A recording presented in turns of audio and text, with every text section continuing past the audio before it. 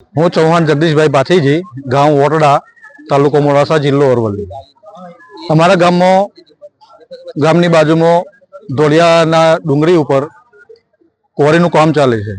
આ ક્વોરીના કામનો જે રસ્તો છે એમનો કાયદેસરનો રસ્તો ધોળિયાથી મડાસના અને મડાસના કંપા થકી છે, પાકો રસ્તો।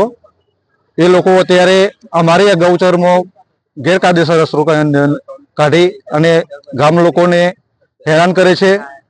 અને આ રસ્તો નીકળવાથી અમારા પશુપાલનનો ધંધો છે અમારા બધાને, તો અમારા પશુઓનો જે ઘાસ ઉગતું હોય એને વાહનની અવર જવરના લીધે ઘાસ ઉગતું બંધ થઈ જાય છે। અને આ રસ્તા ઉપર અમારા છોકરાઓ હરતા ફરતા હોય, લેડીઝ જતી હોય, સ્ત્રીઓ અવર જવર નદીને જવાનું હોય કે ખેતરમાં જવાનું હોય, તો આ જે સાધનો અવર જવર કરે છે એના લીધે અમને ડર લાગે છે।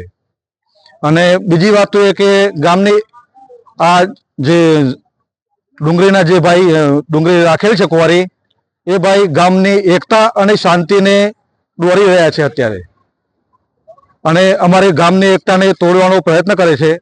અને એકબીજાના નામ પોલીસ સ્ટેશનને ખોટી રીતે ફરિયાદો કરી અને હેરાન કરવાનું કામ કરે છે।